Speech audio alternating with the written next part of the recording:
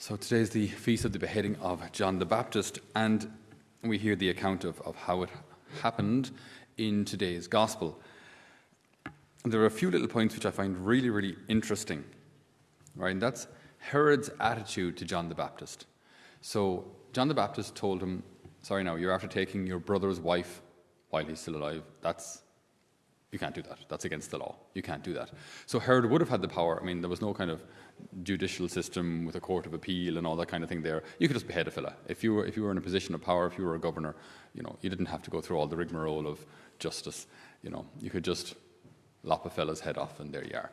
So Herod could have ended John the Baptist's life effectively on a whim at any moment.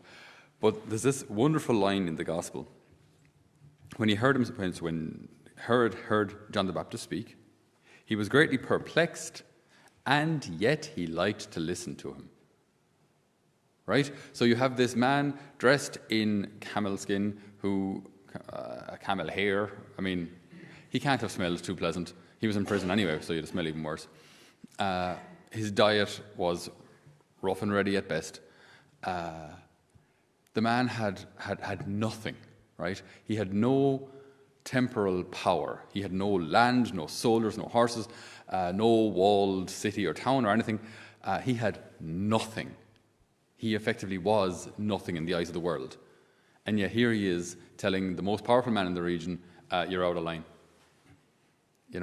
Like the courage it took, he knew, like everyone would have known, you can't talk to Herod like that. You can't. He can kill you. So like everyone I suppose were kind of, yes sir, no sir, 3 bags full, sir. But you did not challenge the authority at the time. You did not. But John effectively has kind of nothing to lose. Well, it's not to say he's nothing to lose, but he's so full of the Lord, so full of love, that this world, it's not that it means nothing to him, but his heart is set on the world to come. The people of this world matter to him, but the things of this world don't. The people do. That's why he actually challenges Herod. It's not because he feels more powerful than him, but because he wants Herod to be saved too. So the things of the world didn't matter to him, but the people of the world absolutely did. Even people who were well out of line. Even people who helping them could actually cost your life. Even they were worth trying to save. Right? So there's this kind of this tension, this opposition almost of truth and compassion, and we see that wholesale today, where it's considered unmerciful or unloving or uncompassionate to tell the truth in certain circumstances. So we have to kind of put the truth back in a box, and then whatever a person thinks or wants or likes, that's then true for them, and then that's okay. But you see, that's not real compassion, and it's not real love, and it's not reality, because the truth is what it is, whether I know it, whether I believe it or not. It is what it is. And this is like, as I say, what Herod discovered, like someone told him the truth, and on one hand, he was like, and on the other hand, he's thinking, this is fascinating. Like, why does this man risk so much to tell me something that could get him killed? Why? And like there's this tension within him, because no one should speak to me like that. And yet, what if it's true? What if what he's saying is actually true and I'm actually out of line? I can kind of get rid of him, shoot the messenger, but the shooting the messenger actually changed the message. Am I wrong? Am I wrong? Do I need to convert? Is there something about my behavior that's not right before God? So we find ourselves in a world today which is in a massive, epic, world-scale battle between truth and lies, light and darkness, God and the evil one.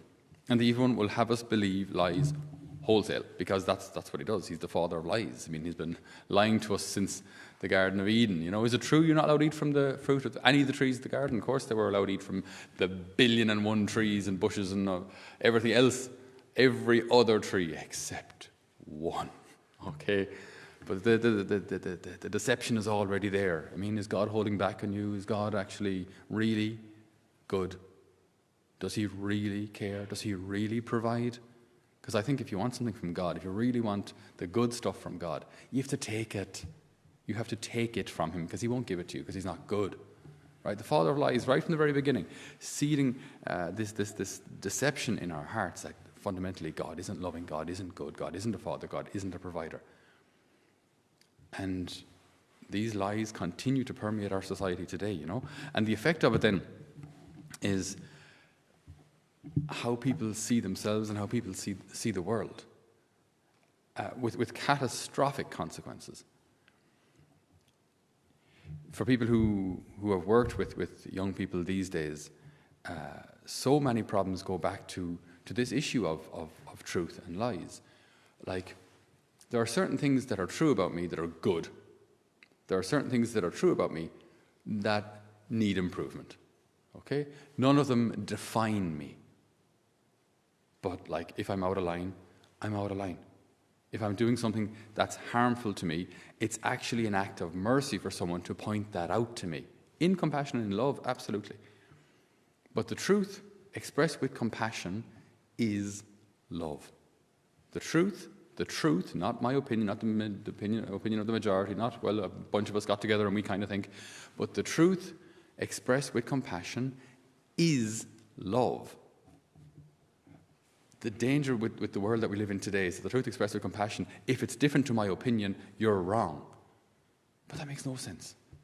And then the consequence of it is that you have young people looking in the mirror, absolutely despising what they see, for whatever reason. Their weight, their colour, their gender, whatever it is. And then they're told that, yeah, okay, fine, if that's the way you feel, change whatever it is, and then you'll feel better. But the truth is to love who you are and accept who you are. Because the clothes you wear, the way you look, even some certain things that we can change, maybe our weight, we can do a little work on that a bit. I can't change my height, maybe I can't change my weight, but all of these things, happiness is only found in the truth, in the acceptance of who I am. This is who I am. And to love that and embrace that as a gift from God. Because there are, like, as I say, so many lies out there, you know? Like, people who honestly really believe if people knew the real me, they wouldn't love me. Okay, so the real me isn't good enough. You know, there's this little, dare I say, satanic voice whispering in our ear, the real you is not good enough. You have to be pretty, tall, wealthy, blonde, eyelashes out to here, eyebrows back to there, whichever eyebrows out to there would be kind of mank. Anyway, you have to do all these things and look this way, and then, because the real you, see, isn't good enough, but if there's this other you, right, which you can manufacture, then you'll be good enough, then you'll be liked. And then you do that, and it's still not really good enough, or it attracts the kind of attention of guys that who don't actually love you. So that didn't work. So then, if I do or say the right thing, then everyone will be happy. It's another lie. You know what I mean? If I constantly change and constantly do the right thing, or say the right thing, have to constantly guard what I say, and if I manage to kind of work my way through life on like treading on eggshells just to make sure no one is offended by what I say, then I'll be happy and everyone will be happy. Again, it's just not true. Other lies then that God is holding back on you. You know, if you don't do certain things, God doesn't love you. So God's love for you is very, very conditional, right? You have to obey the commandments. You have to be effectively perfect. You have to be effectively another Mother Teresa. Otherwise, God doesn't love you.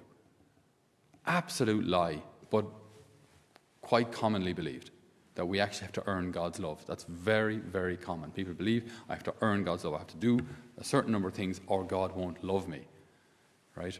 Now, that's not to say, obviously, that we can just simply do what we want and presume God's love. That's not fair either. But God's love is unconditional, just like any good parent, multiplied by infinity.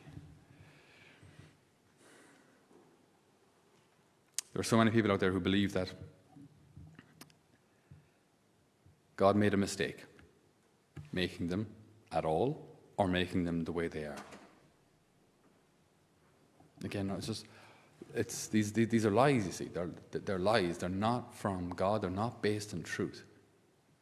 And when we live or believe lies, it's like there's this storm within us. And I think that might be because in the light of God's grace, Jesus, who is the way, the truth, and the life, in the life of God's grace, in the life of Christ, we recognize in some way the truth, but the truth can be very contradictory with our experience or with what we've been told or what we believe or what we've listened to. So there's this tension, there's this, I know I'm called to more, but this is way easier, or I know I'm called to more, but this life is more pleasurable. I know I'm called to more, but I've heard this opinion way more often. Oh, I know I'm called to more, but if I actually admit that and post that on Facebook, I'll be slaughtered. So it's hard.